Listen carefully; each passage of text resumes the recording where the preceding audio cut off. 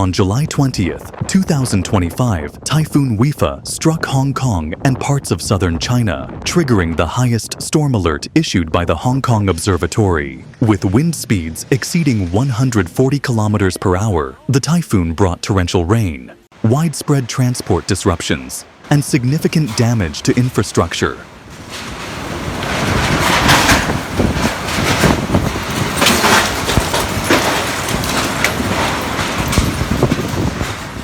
Flights were cancelled, streets flooded, and emergency shelters were activated as thousands of residents sought safety.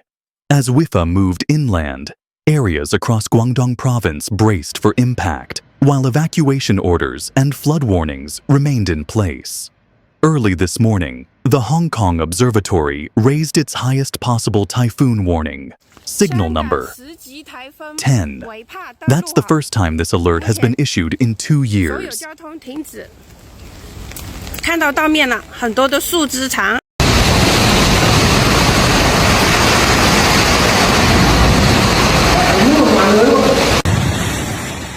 It's a signal that means the storm is either directly hitting or passing extremely close to the city, and it did exactly that. Oh, that's pretty nice.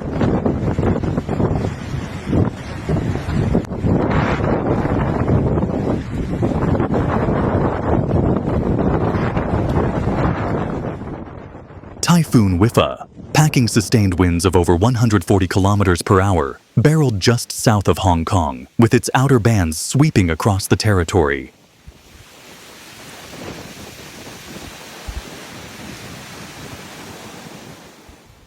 In just a few hours, over 110 millimeters of rain drenched the city, turning streets into rivers and causing landslides in hilly districts. The impact was immediate and widespread. More than 470 trees were reported down, and dozens of scaffolding structures around construction sites collapsed under the pressure of the wind.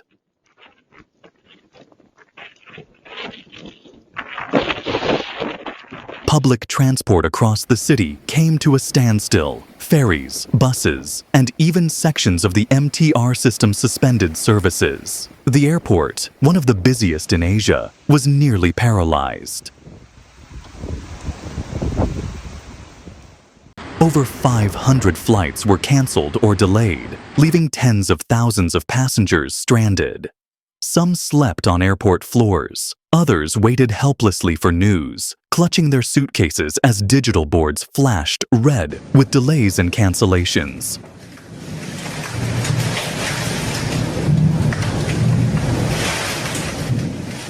Hong Kong's hospital authority reported 26 people injured and treated in public hospitals. Thankfully, none of the injuries were life-threatening, but they serve as a sobering reminder of how dangerous these storms can be, even in a city used to facing them.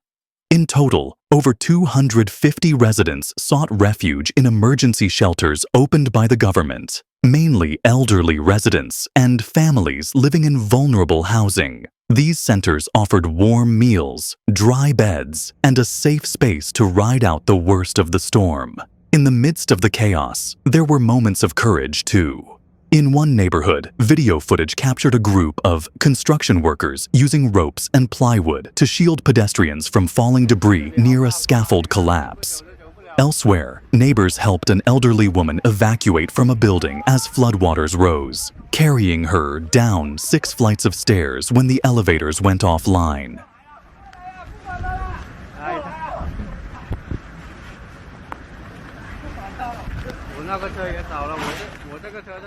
It's these quiet, human moments, often overshadowed by the drama of the storm, that remind us of the strength of community.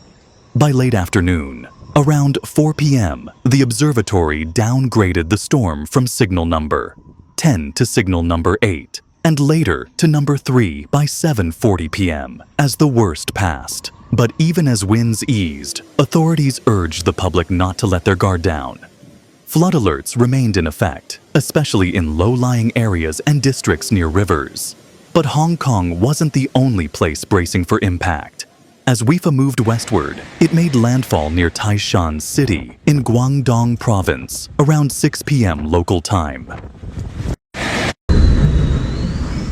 Winds were still gusting at around 118 kilometers per hour, with torrential rain sweeping across cities like Shenzhen, Zhuhai, and even Macau.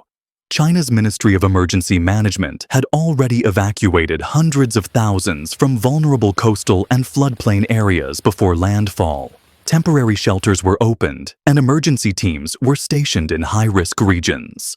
Flights and high-speed rail services were suspended in multiple cities to minimize risk. In fact, some coastal fishing communities in Guangdong had already pulled boats ashore and secured homes 2 days before Wipha hit. Wipha is now gradually weakening as it pushes inland, and forecasts suggest it will track westward through southern China, eventually bringing heavy rain to parts of Vietnam and Laos later this week. Still, the danger isn't over. Flash floods, landslides, and overflowing rivers remain a serious concern. This isn't the first time Hong Kong and southern China have been struck by a major typhoon. But Wipha serves as another wake-up call. It shows how vulnerable even the most developed cities are when faced with extreme weather events.